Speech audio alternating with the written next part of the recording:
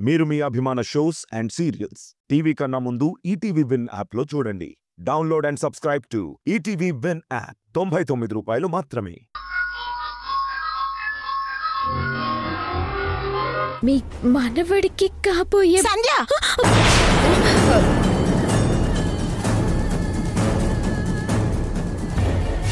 చాలే ఆపు.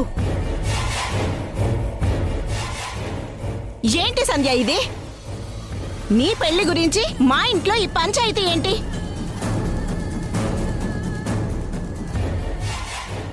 మీ మధ్య ఏవో గొడవలైనంత మాత్రాన దాసు నీ భర్త కాకుండా పోతాడా? నువ్వు తన భార్య కాకుండా పోతావా?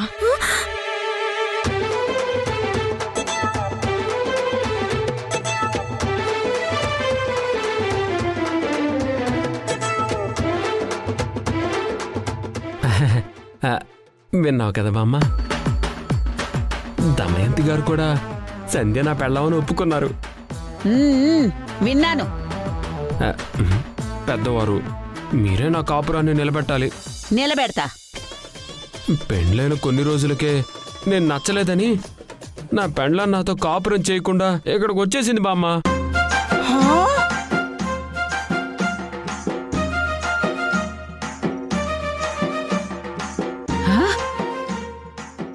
ఒసే కన్యాకుమారి, అసలు నువ్వు మనిషివా మురుగానివా? కూతురికి నచ్చజెప్పి అల్లుడితో కాపురం చేయించాలి గాని ఇలా కూతుర్ని తీసుకుని వచ్చేస్తావా? బుద్ధి లేకపోతే సరే, బుద్ధి లేందానా.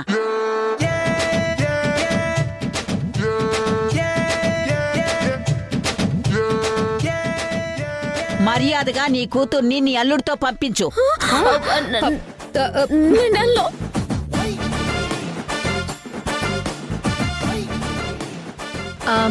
సంధ్య, హాయిగా నీ భర్తతో కాపురం చేసుకోవచ్చు కదా. ఏంటి నీ ప్రాబ్లం? ఇది మాటలతో వినే రకం కాదు. రా రావే, రా. ఇదిగో ఇదిగో, రా. చెప్పింది విను. నీ పెళ్ళాన్ని తీసుకెళ్ళు, తీసుకెళ్ళు.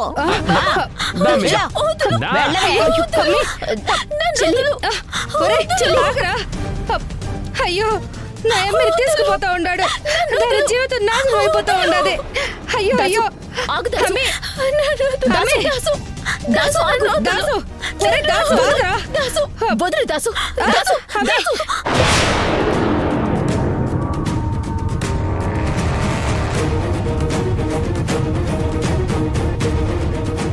నీతో కాపురం చేయటం నా చెల్లెలికి ఇష్టం లేదు. బలవంతంగా తీసుకువెళ్తే నేను మాత్రం ఊరుకోను. వీడితో కాపురం చేయడానికి నీ చెల్లెలకొచ్చిన కష్టమేంటే? ఈ దాసు పచ్చి తాగుపోతు బామ్మగారు. రోజు తాగొచ్చి నా చెల్లెల్ని హింసించేవాడు. ఆ నరకం భరించలేక నా చెల్లెలు వాడిని వదిలేసి వచ్చేసింది. మందు తాగకుండా వీడు ఒక్కరోజు కూడా ఉండలేడు. అలాంటి వీడితోటి నా చెల్లెల్ని పంపించి తన జీవితాన్ని బలి చేయమంటారా? మీరే చెప్పండి, మీరే చెప్పండి. నా చెల్లెలి జీవితాన్ని మీరే కాపాడండి బాబుగారు. ఏంటి ఈ దాసు తాగుపోతా? అలా అని చెప్పి తప్పించుకుంటున్నారా? భాగ్యం, దాసు ఒకప్పుడు తాగుపోతూ ఇప్పుడు అస్సలు తాగడం లేదు. చాలా మారిపోయాడు. అందుకే తన భార్య కోసం వచ్చాడు. అవును బామ్మగారు, ఇప్పుడు నేను బాగానే ఉన్నాను. మందు జోలికి అస్సలు వెళ్ళటం లేదు. అది వీళ్ళకే అర్థం కావట్లేదు. ఇప్పుడేంటి? వీడి తాగుడు మీ సమస్య అంతేగా? సరే దాసు, నువ్వు మాతో పాటు 2 రోజులు ఇక్కడే ఉండు.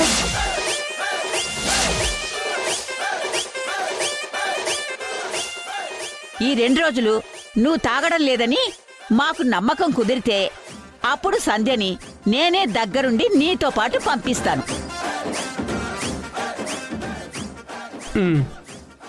ఏమంటావు దమయంతి? అత్తయ్య, మీరు చెప్పినట్టే చేద్దాం అత్తయ్య. ఏమంటావురా అబ్బాయి? నాకు ఓకే బామ్మగారు, మీరు ఎలా చెప్తే అలా. పెద్దవాళ్ళు మీ మాట కాదంటానా? అది మంచి మాట అంటే. ఏంటి మీరేమంటారు? అది అది చెప్పండి. సరే అత్తయ్య, వాళ్ళని అడిగేదేముంటుంది? మీరు ఏది చెప్తే అదే కదా. మీరు చెప్పినట్టే చేద్దాం అత్తయ్య. బామ్మగారు, అయ్యో లే బాబు, పైకి లేకు. నా నిజాయితీ నిరూపించుకుంటాను బామ్మగారు. నన్ను చాలా సపోర్ట్ చేశారు. సరేరా అబ్బాయ్, జాగ్రత్త. ఇదిగో కన్యాకుమారి, మీ అల్లుని తీసుకెళ్లి భోజనం పెట్టండి. పాపం ఎప్పుడనగా తిన్నాడో ఏంటో.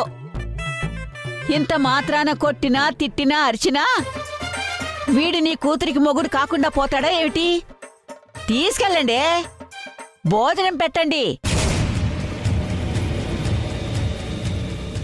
ఓసే కన్యా సంజ, తీసుకెళ్ళండి. అట్టే బామ్మగారు. రాదాసు, వెళ్ళి నాన్న.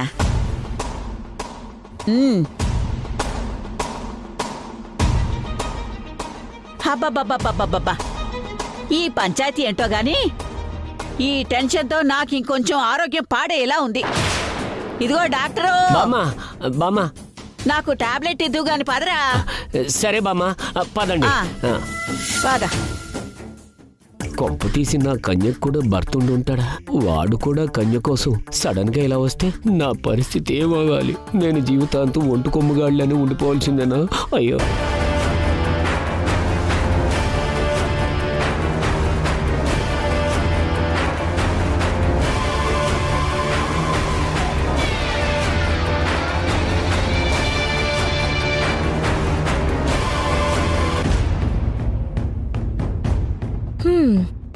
ఇప్పుడు ఏమైంది అత్తయ్యా?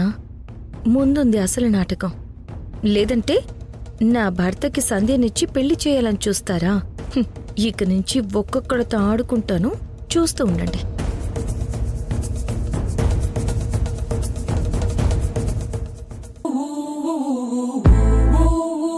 సంధ్య, రామ్మే.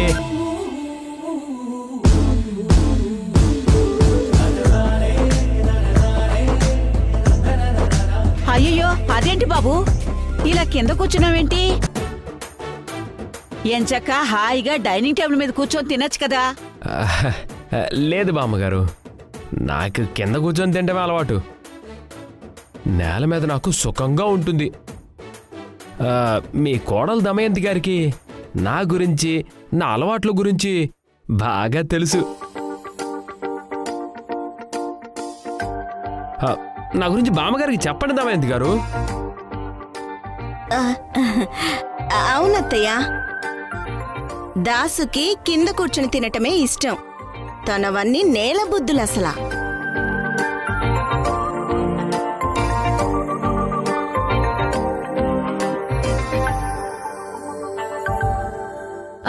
ఏంటి సంధ్య, నువ్వు మీ అమ్మ అలా చూస్తూ నిలబడ్డారు? నీ భర్తకి అన్నం వడ్డించొచ్చు కదా. దాసు అసలే ఆకలి మీద ఉన్నాడు. అమ్మి, వడ్డించమ్మి. అట్నే.